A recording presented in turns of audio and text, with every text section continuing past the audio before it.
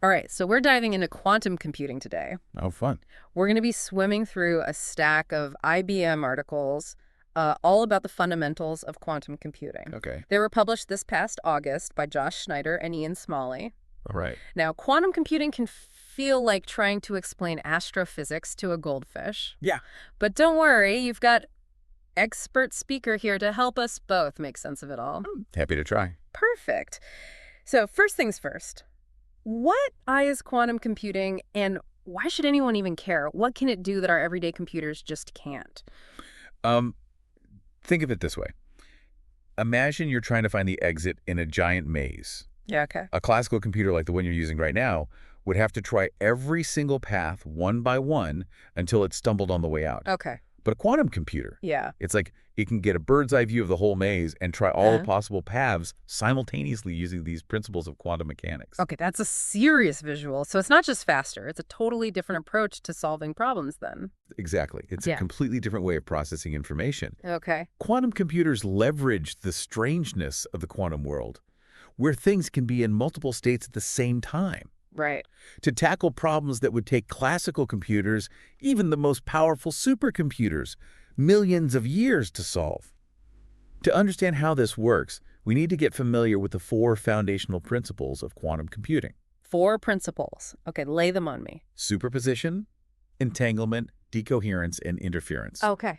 It might sound a bit intimidating, Yeah. but they're really the keys to unlocking the power of quantum computing. Okay, let's start with superposition. That one always throws me for a loop. I read that qubits, the building blocks of quantum computers, they can be both a 0 and a 1 at the same time because of superposition.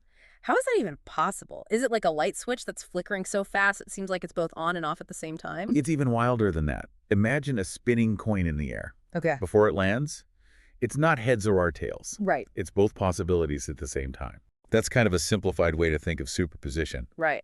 A qubit can be in multiple states simultaneously, Okay. which gives it an immense advantage over classical bits. This is actually how quantum computers can explore so many possibilities at once, like trying all those maze paths simultaneously. So back to that maze analogy. With superposition, each qubit is like a tiny explorer checking a different path at the same time. That's mind-boggling. I can already see how that would speed things up tremendously. Exactly. Now, to really harness that power, we need to link these qubits up. Okay. And that's where entanglement comes in. Okay. This is where things get really spooky. I'm ready for spooky. Entanglement. This is the one where particles are connected across vast distances, right? Yeah. Even if they're miles apart, they act like they're still linked. Yeah. It's like voodoo, but with science. It's definitely one of the most mind-bending phenomena in quantum mechanics. Imagine you have 2 of those spinning coins, one here and one on the other side of the world. Right. They're entangled in a way that if one lands on heads, the other instantly flips to tails. What? No matter how far apart they are. No way. But how does that actually work in a quantum computer? In a quantum computer, we can entangle qubits. Okay. So their fates are intertwined. Right. When you measure the state of one entangled qubit, you instantly know the state of the other one, even if they're physically separated. Okay. This interconnectedness is what allows quantum computers to perform these calculations in ways that classical computers just simply can't. So we've got these entangled qubits, each in a superposition of states, exploring multiple paths in our maze analogy all at once. It sounds like quantum computing is going to be this ultimate problem-solving machine replacing everything we use today. I can't wait to throw out my laptop. Well, hold on to that laptop for now. There's a misconception that quantum computers are going to replace classical computers for everything, and that's just not true. Oh, man, there goes my dream of a quantum-powered toaster oven. But seriously, when does quantum computing become the right tool for the job? Classical computers are still much better for those everyday tasks. Yeah. Like browsing the web or writing emails. Yeah. Quantum computers shine when we're dealing with very specific and incredibly complex problems. Oh, For instance, think about simulating molecules to design new drugs. right. Or optimizing those complex financial algorithms, or even breaking the encryption that protects our online information. These are problems that involve massive amounts of data and complex interactions that would take classical computers an impractical amount of time to solve. So it's more like a specialized tool for tackling those really tough challenges. Exactly. Yeah. And we're getting closer and closer to the point where Quantum computers can solve these problems, not just in theory, but in practice. We call this quantum utility. Okay. It means we can actually use quantum computers to get solutions that are simply out of reach for classical computers, even with approximations. Okay, so quantum utility is like happening now. Uh, But you also mentioned quantum advantage. What's the difference? Quantum advantage is the holy grail of quantum computing. It's the point where a quantum computer can demonstrably solve a problem significantly faster than any classical computer, Okay. even the most powerful supercomputer we can imagine. Yeah. And to get to both quantum utility and quantum advantage, Yeah. we need to talk about those other two principles, Yeah. decoherence and interference. All right, let's tackle decoherence. What is that, and how does it affect these quantum computers? Decoherence is one of the biggest hurdles in quantum computing. Okay. Remember how qubits are in this delicate superposition of states? Yeah. Well, decoherence is what happens when they lose that superposition and they start behaving like regular bits. Right. It's like trying to balance a pencil on its tip. Right. The slightest disturbance can cause it to topple over. Okay. In the quantum world, things like heat or vibration or even stray electromagnetic fields can cause qubits to decohere, Wow. leading to errors in the calculations. So it's like the environment is constantly trying to mess with our carefully crafted quantum states. Are scientists just hoping these disruptions won't happen, or are there ways to actually protect against decoherence? Well, hoping isn't a great strategy when you're building a new technology. True. Researchers are developing techniques to actually shield qubits from decoherence. Okay. One promising approach is quantum error correction, which involves using multiple qubits to encode information redundantly, kind of like having backup systems to detect and correct errors. That's smart. IBM is actually doing some incredible work in this area. Oh, wow. They've developed sophisticated error correction codes that are helping to improve the reliability of their quantum computers. So IBM is tackling this decoherence problem head-on. Speaking of IBM, they're a big name in the quantum computing world, right? What are they specifically doing to kind of push the field forward? Absolutely. IBM is a major player, and they're taking a comprehensive approach. Okay. They're developing these cutting-edge quantum processors with increasing numbers of qubits. Right. They're improving the coherence time of those qubits to make them less susceptible to decoherence. Okay. And they're also pioneering new techniques for error correction. So it's not just about building bigger quantum computers with more qubits. It's also about making those qubits more stable and reliable. Exactly. And that brings us to that fourth principle we need to discuss. Yeah. Interference. All right. Hit me with interference. How does that fit into this quantum puzzle? Remember those spinning coins representing qubits in a superposition of states? Well, quantum interference is all about how those possibilities, those different states, interact with each other. Okay. Think of it like waves in the ocean. Okay. They can either amplify each other, creating bigger waves, or they can cancel each other out, creating a flat surface. Right. Similarly, the probabilities associated with different qubit states can interfere with each other.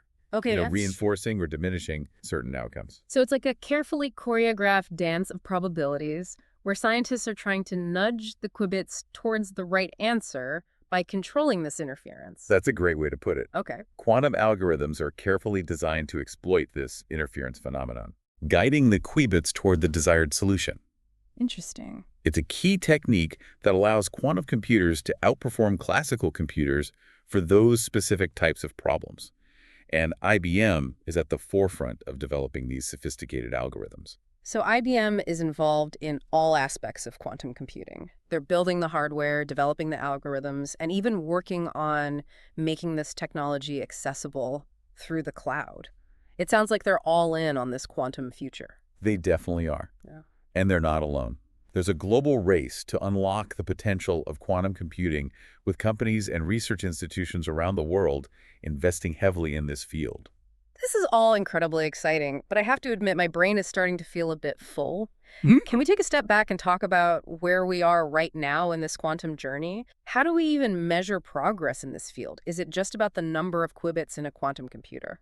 That's a great question, and it's more nuanced than just counting qubits. Okay. While the number of qubits is important, Right. it's only one piece of the puzzle.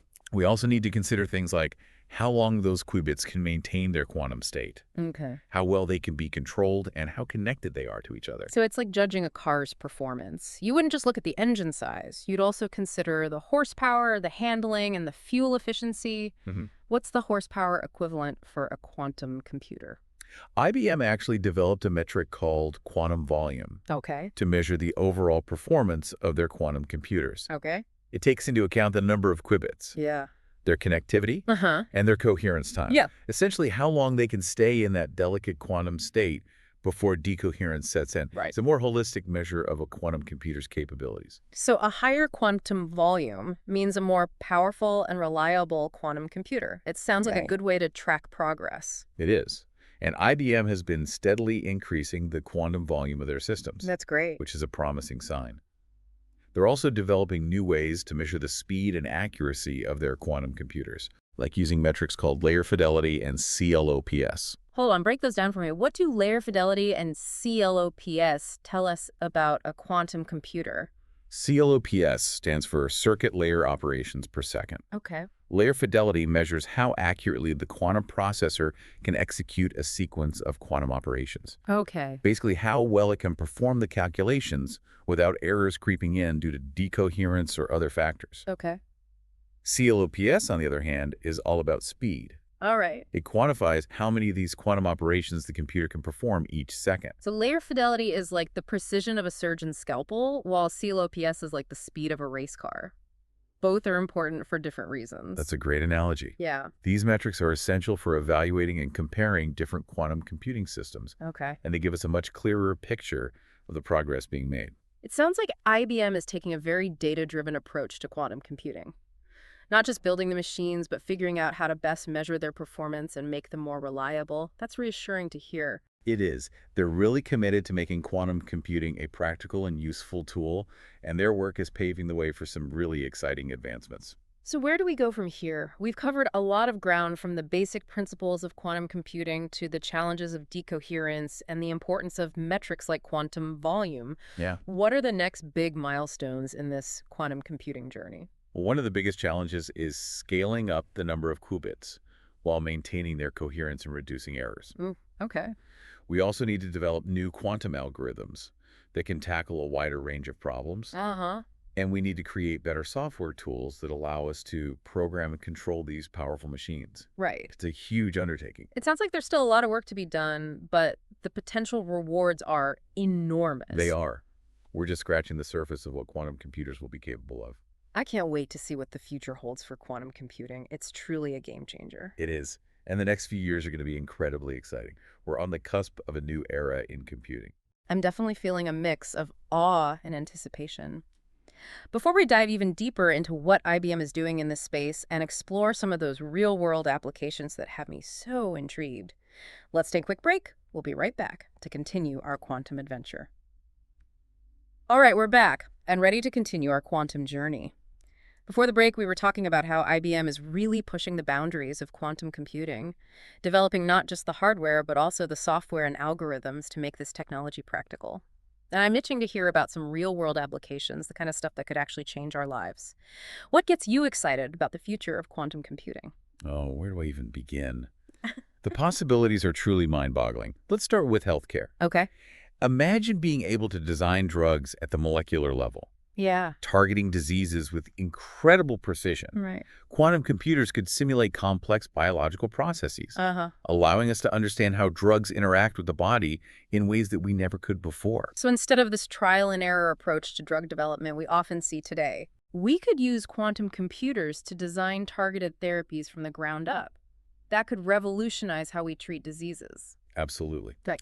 And it's not just limited to pharmaceuticals. Okay. Quantum computers could also revolutionize materials. Science. Interesting. Imagine discovering new materials with unprecedented properties. Okay, like what? We could develop super efficient solar panels, Right? create batteries that last for weeks, Wow. or even design self-healing materials. Wow, that sounds like science fiction. Yeah. And I bet these new materials could have a huge impact on industries like energy and manufacturing. Exactly. Yeah. And speaking of energy, Yeah. quantum computers could help us design more efficient energy grids, Okay.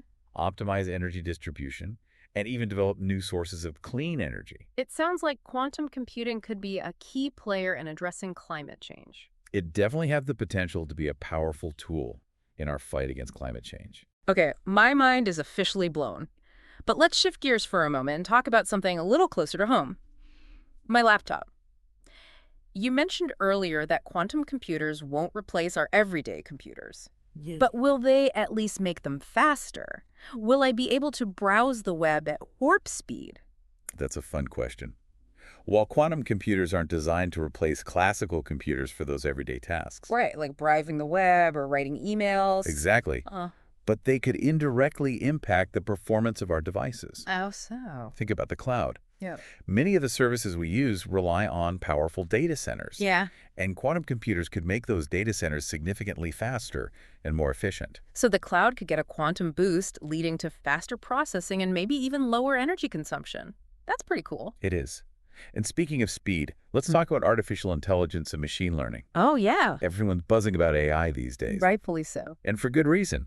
It's already transforming our lives in countless ways. Yeah. But quantum computing could supercharge AI. Taking it to a whole new level. Okay, now you're really getting my attention. Mm-hmm. I've heard whispers about quantum AI, Yeah. but I haven't quite grasped what it could actually do. Imagine using quantum computers to analyze incredibly complex data sets, Okay. like genomic data or financial data, or even climate models. Right. We could train AI algorithms on these massive data sets at speeds that are currently impossible, Wow. leading to breakthroughs in personalized medicine or financial forecasting or climate prediction. So instead of just analyzing past data, we could use quantum AI to make much more accurate predictions about the future. That could change everything from how we invest our money to how we prepare for natural disasters. Exactly. And it's not just about prediction. Oh, Quantum AI could also help us develop smarter, more intuitive AI systems that can learn and adapt in ways that we can barely imagine today. Okay, I'm officially on the edge of my seat. This all sounds incredibly exciting, but it also feels a bit like science fiction. When will we see these applications in our daily lives? Is this something we'll experience in 5 years, 10 years, or 50 years? that's the million-dollar question. And the answer is, it's already happening. Really? We're already seeing early applications of quantum computing in fields like materials, science, drug discovery, and optimization. Wow. As the technology continues to evolve, we can expect to see more and more applications emerge, potentially impacting our lives in ways that we haven't even imagined yet. So the quantum future is closer than we think. It is. But with great power comes great responsibility, right? Are there any ethical concerns or potential downsides to quantum computing that we should be aware of? That's an incredibly important question. As with any powerful technology, we need to be mindful of the potential risks and ensure that it's used responsibly. Of course. One of the biggest concerns is the impact on cybersecurity. Mm-hmm. In what way? Quantum computers could potentially break the encryption algorithms that protect our online data, Oh, wow. from financial transactions to personal information. That's scary. This means we need to develop new quantum-resistant encryption methods to safeguard our digital world. So it's a race against time to stay ahead of the potential threats. It is. Another concern is the potential for misuse of this technology. Okay. Quantum computers could be used for malicious purposes, such as developing new weapons or cracking sensitive government codes. Right. It's crucial that we establish international regulations and ethical guidelines to ensure that quantum computing is used for good, not for harm. It sounds like we need a global conversation about the responsible development and use of this technology. Absolutely. We need to engage all stakeholders, from scientists and policymakers to industry leaders and the public, to ensure that quantum computing benefits all of humanity. That's a powerful message and a reminder that we all have a role to play in shaping the future of technology. We do. It's a responsibility we all share. Well said. Now let's bring things back to IBM. They've been popping up throughout our conversation. What makes them stand out in this crowded field of quantum computing players? IBM is a pioneer in quantum computing, Okay. and they've been investing in this field for decades. They've built this robust ecosystem that spans hardware, software, and applications. Okay. They're developing cutting-edge quantum processors with increasing numbers of qubits, Yeah. and they've made their quantum computers accessible through the cloud. Right through the IBM quantum network. Exactly, allowing researchers and developers worldwide to access and experiment with this technology. So they're not just building the machines, they're creating a whole ecosystem around quantum computing, making it accessible to a wider audience. That's impressive. It is.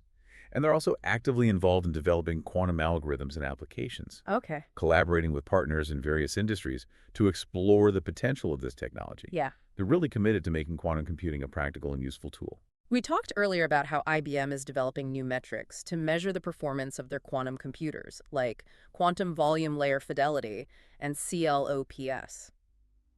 Are they the only ones focused on these types of measurements, or are other companies using similar approaches?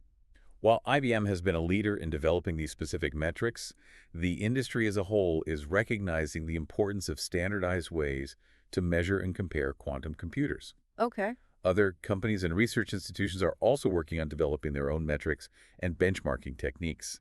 makes sense. It's a collaborative effort to ensure that we're all speaking the same language and that we have objective ways to assess progress in this rapidly evolving field.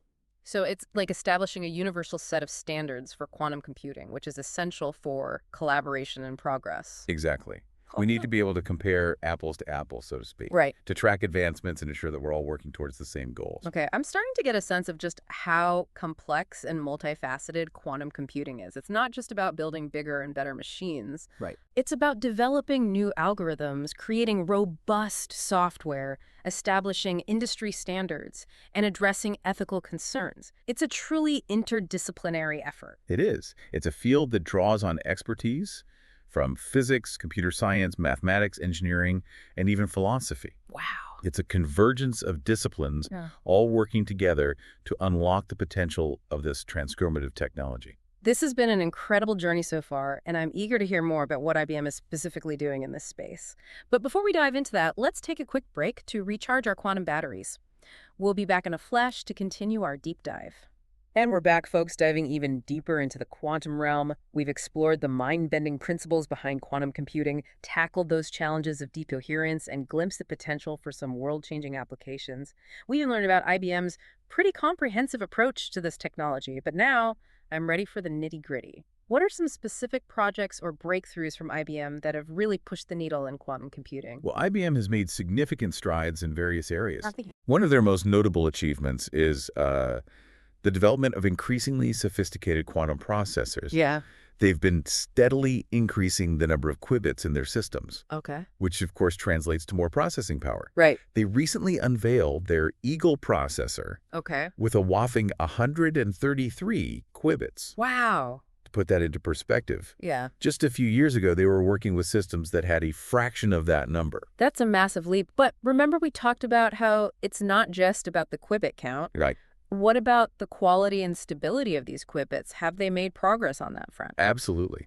IBM has been focusing intensely on improving the coherence time of their qubits, Okay. which, as we discussed earlier, Yeah. is crucial for maintaining those delicate quantum states and minimizing errors. Right. They've made significant advancements in isolating the qubits from environmental noise Uh-huh. and reducing the impact of decoherence. So they're making those qubits more robust, less prone to those disruptions that can throw off calculations.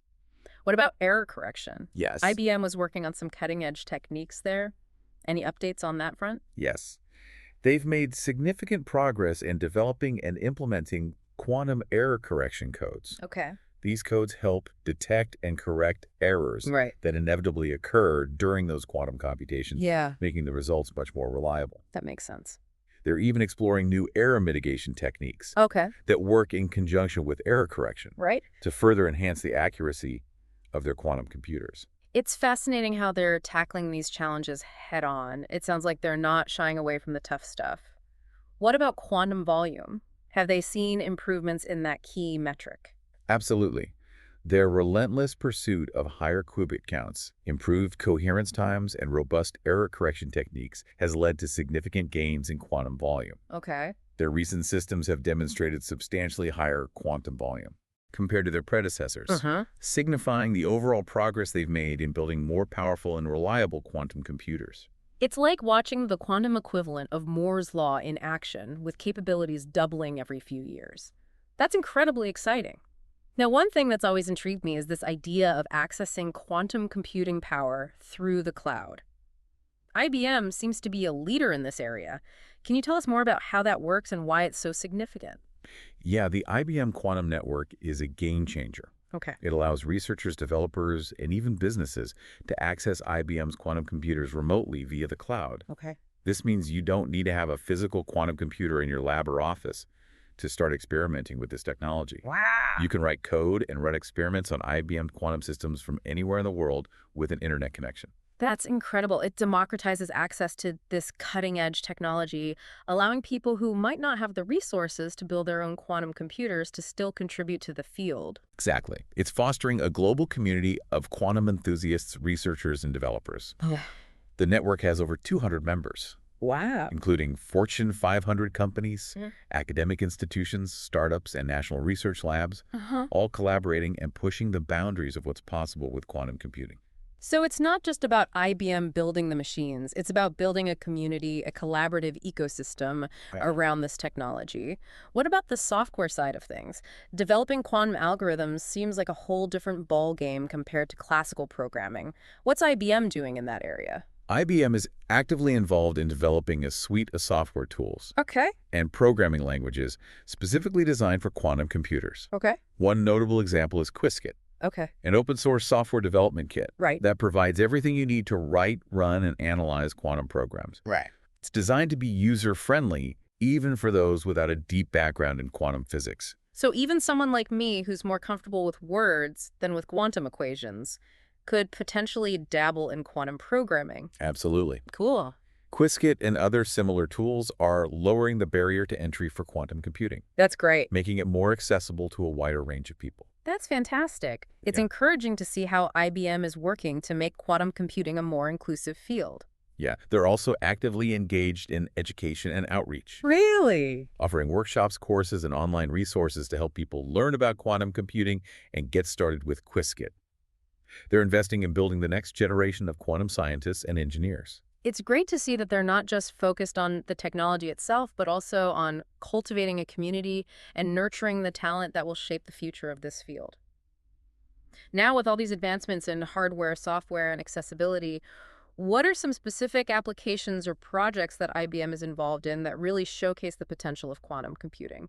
One area where they're making significant strides is in the field of materials discovery. They're using their quantum computers to simulate the behavior of molecules and materials at a fundamental level, which could lead to the development of new materials with tailored properties for a wide range of applications. That was one of the applications that really caught my attention earlier. Imagine designing materials from scratch, atom by atom, to create things that are lighter, stronger, more efficient, or even have entirely new properties we haven't even thought of yet. Exactly. Wow. You could revolutionize everything from electronics and energy storage to aerospace and medicine. And IBM is not just working in isolation. Right. They're collaborating with partners in various industries Makes sense. to explore these possibilities and bring those quantum-enabled solutions to the market. So they're forging partnerships to bridge the gap between the theoretical possibilities of quantum computing and the practical realities of implementing these solutions in real-world scenarios. Exactly. They're working with companies in the automotive industry to design lighter and more durable materials for cars, with pharmaceutical companies to develop new drug discovery techniques, and with financial institutions to explore new approaches to risk management and portfolio optimization.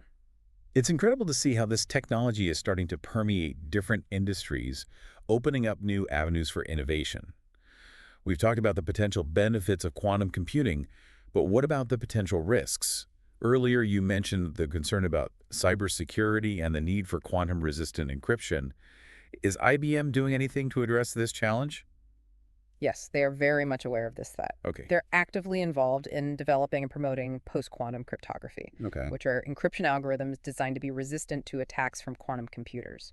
They're working with standardization bodies and industry partners to ensure that our critical infrastructure and sensitive data remain protected as quantum computers become more powerful. So it's a proactive approach to safeguarding our digital future, even as they're pushing the boundaries of quantum computing. That's responsible innovation. Absolutely.